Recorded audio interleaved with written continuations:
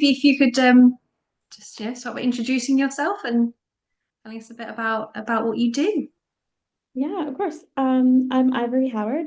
I'm a yoga and Pilates instructor that helps busy women work out consistently and reclaim their health. Definitely sometimes when you start working or you've been working in the world for a while, you find yourself sitting a lot. You sit on your commute, you sit at work, you sit on the commute again, and then when you get home, all you want to do is sit. So totally understand that life is lifing, but being able to help busy professional women find time in their schedule to work out and just feel like they have more control over their life and their workout schedule um, brings me joy and also just helps me be a part of preventing chronic illness in the United States. For us, we are all suffering and dying from chronic illnesses that can be prevented, like stroke, cancer, diabetes. Those are all preventable. Yeah, So yeah, that's where I am. great. Yeah. So how did you how did you sort of get into that? I think I've always had an interest in health, definitely public health, which is my background. But being able to help people one-on-one in fitness has been really helpful and impactful in that way. In my career in public health, certainly I was able to help people, but I was so far removed from the person that I was helping day to day. It's nice to be able to help people one-on-one, see their progress as they move forward, not just as a community, but as an individual as well. Yeah, that's great.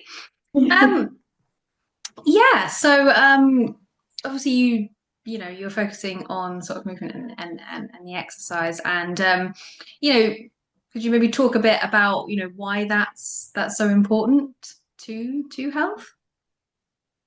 Yes, I mean, definitely we do need to exercise to for our health, just in general, and certainly as we're aging. I'm sure many people have been noticing that it's important for our health and as we age, and not just as we age, I'm sure 2020 has taught us many lessons about diet and exercise and staying on top of our health. And that movement is really important in helping us live well and age well.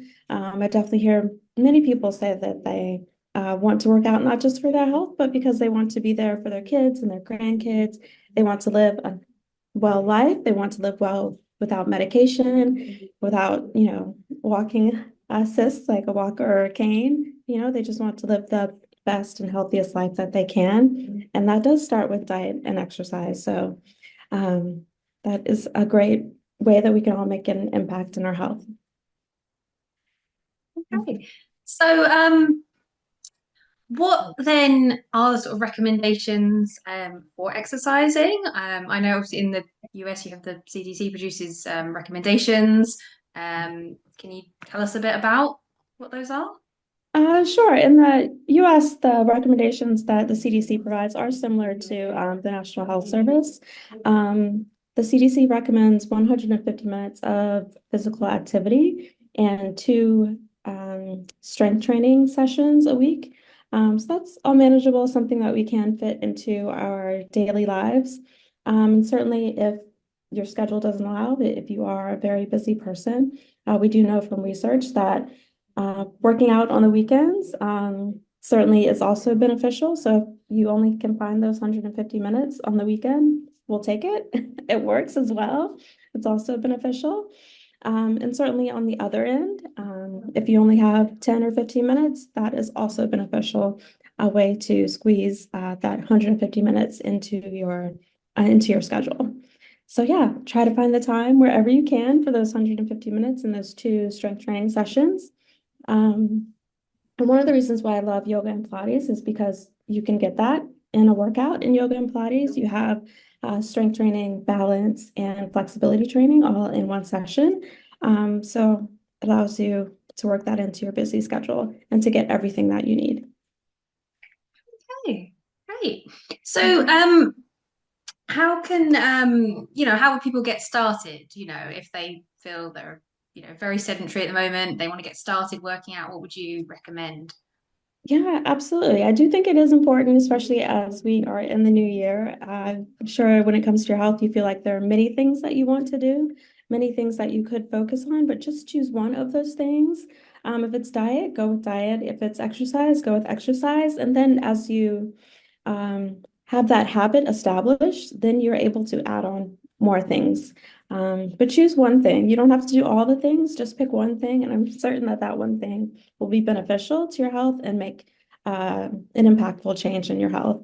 And then you can begin to add the other things as well. But choose one thing, establish a habit, be successful, and then begin to add other things onto that. I think that would be really important. But there are lots of things that you can do, certainly.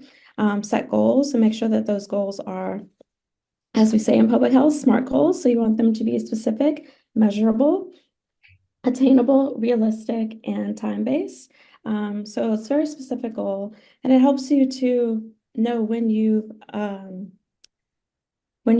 accomplished your goal, right? So rather than say, I will work out, say, I will do hot yoga Monday, Wednesday, and Friday after work. That's very specific. You know when that is accomplished, right? You're able to check that off.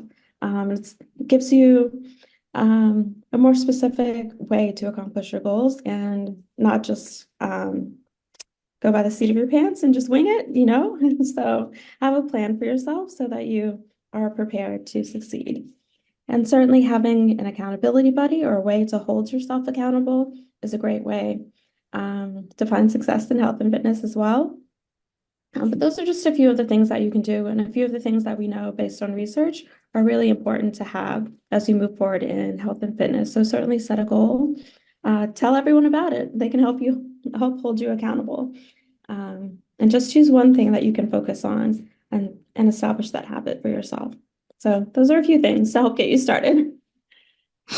Okay, yeah. And so sort of, I mean, related to that, what would you say are sort of the most important things when it comes to, maintaining that consistent workout routine? Well, first, just to get started, stop thinking that you need a cute workout outfit or you have to have this thing or that thing before you can get started. Just start, and all of the other pieces will fall into place.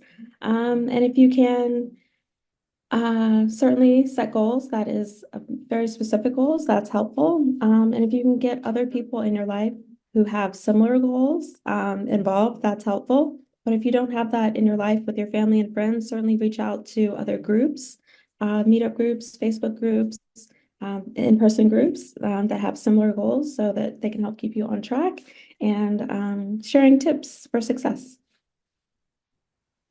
Yeah, okay. So, you said about, yeah, um, not waiting to get the fancy outfit or the right equipment. Yes. I think that's something that often holds people back, sort of like, oh, well, I don't want to go to the gym or I don't have the right equipment. But, you know, do you say that isn't really, that isn't the important thing? No, I mean, not at all. Those are just things that we tell ourselves that we need, and it's just a way for us to delay moving forward. The really important thing is just to start because it can be for some people just, oh, well, I need a yoga outfit, I need a Pilates outfit. You don't. But for some other people, it's, I need to lose 10 pounds before I can go to the gym, and you don't. There are going to be other people just like you who are starting out, who don't know how to use the machines. The really important thing is just to start so that you can start seeing that progress for yourself, making those improvements in your health and fitness. Just find a way to start. Ignore all of the excuses that you have and just move forward because that is what they are, right? They're just excuses. You can work out in your old ratty t-shirt if you want to. It's not a problem. No one's really judging you at the gym, or certainly no one's judging you at home, right? So if you're doing at-home workouts, so just find a way to move forward. That is really the important thing. Yeah. Yeah, yeah. Okay, that's great. So, did you want to talk more about the sort of, yoga and Pilates specifically? Yeah, How. I mean, one of the reasons why I love yoga and Pilates is because you don't need any equipment to do those things. You can just roll out your yoga mat, and if you don't have a yoga mat, you can use a beach towel or just work out on the carpet in your living room. So you don't need anything. I know that many people feel like they need something in order to move forward, but you don't. So you can definitely find ways to move forward without any equipment, without a cost. That's really important, certainly for some people who may live in an area where they feel like they can't work out outside or they don't have access to a gym. Yoga and Pilates is something that you can do at home without any equipment. So you can move forward. So that is one of the reasons why I love it. In addition to being an all-around workout, I love it. Yeah. Yeah. Okay, that's great. Yeah, of Well, course, I'd love to share with your audience that I have a free gift for them. I have a free guide about how to survive your first or next Pilates class. And that's available at ivoryhoward.com/free guide. And that guide is available for them along with a free class. So that's a way that you can get started today. that's great. Thank you. So, so if people want to, sort of follow you, find you on the internet, where can they find you? Yeah, definitely feel free to go to my website at ivoryhoward.com, and the free gift is also available there at ivoryhoward.com/free guide. And you can find all of my socials there as well. I think that's it. We accomplished a lot, but if you have any questions, viewers are always free to reach out to me via the website, the contact form, and email me there.